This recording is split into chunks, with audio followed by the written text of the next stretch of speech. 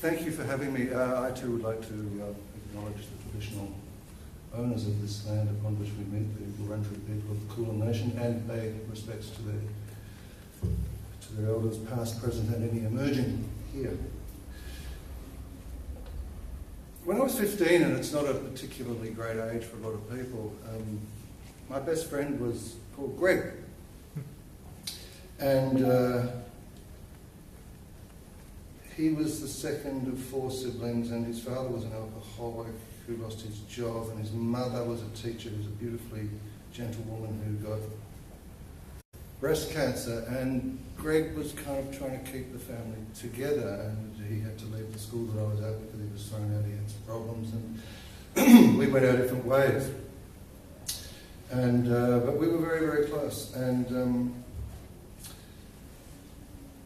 the difficulties associated with his family, I think, helped lead him to perhaps use a hell of a lot more substances than he should have. And he took some acid one day and he never came back from that trip. And Greg sat downstairs and poured petrol on himself, and it took 4 days for him to die in the hospital. And I thought about him probably every day for 15 to 20 years, and I still think of him. But Tony will talk to you presently about loss far better than I can. And there's no point me rehearsing tonight the overwhelming evidence-based case for change. I think that we can all agree that's the evidence is in.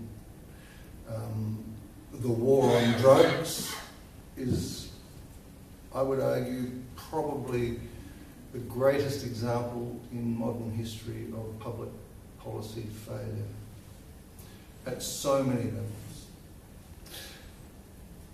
The reason I write about change in this area and other areas is because I don't like ideology. And so I'd like to talk to you very, very quickly tonight about how to participate in the change that we all agree needs to come. I'm quite optimistic it will come. I think that the safe injecting heroin and other substances space is just wonderful news, and I would imagine it will be as successful as others around the world and in King's Cross. The pill testing is another piece of evidence of change. The language that we use whilst seeking this change, I would urge to be sober, if I can use an expression, and sorry I'm a bit stoned. I did my back on Sunday afternoon. Don't, dick move, twist and lift the wood. Rookie mistake. So I'm on codeine. It's legal. It's no opioid. Well, related. Every 3 weeks in America, the equivalent number of people who died in 9/11 die of opioid overdose. This is legal. This the question of substance use is there's such an arbitrary line between what's legal and what's not. It makes no sense. We know that. We also know through observation that we are all but 1 or 2 bad decisions or some really mongrel circumstances away from catastrophe.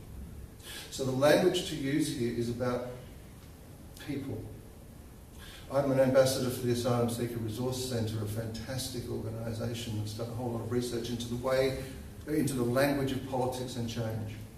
When you say asylum seekers, people have a different response to when you say people seeking asylum. We're not talking about drug users and drug addicts, we're talking about sons and friends. I have 3 kids. My wife calls me a hypocrite sometimes on this issue, and I don't think she's right, but she's sensitive to her conscience perhaps. My kids are 25, so our kids are 25, 21 and 17, and yes, drugs are dangerous. Greg showed you that.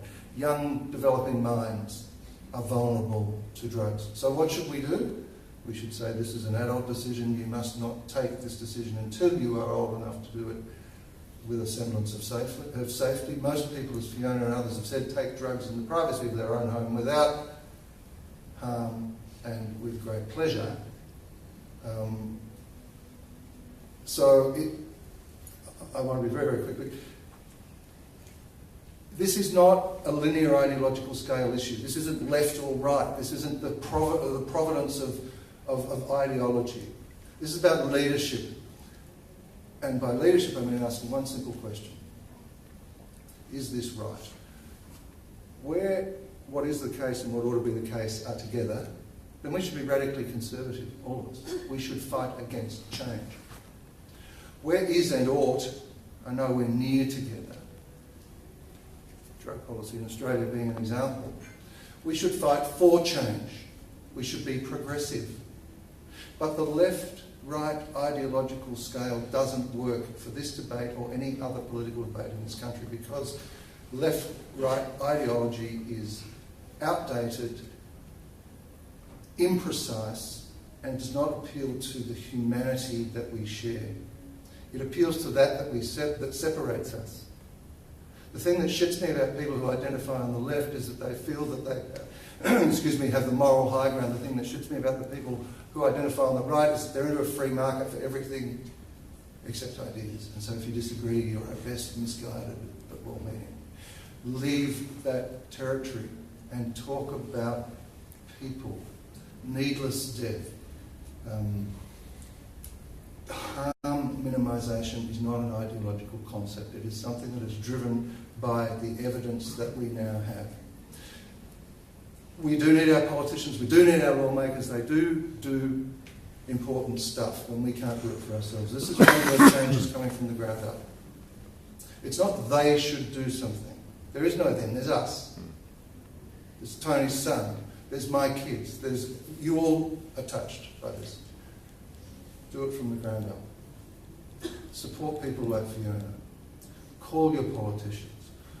Write to the newspaper. And I would finally just like to say The Age, I'm the chief editorial writer of The Age and I'm a columnist, but I do not determine The Age's editorial policy. That is owned by the editor, and we discuss things on a daily basis and thrash out positions. I'm proud and pleased that The Age's position has been for some years, and I've been writing these editorials for some years, that change must come not because we want to encourage, condone, advocate for drug use.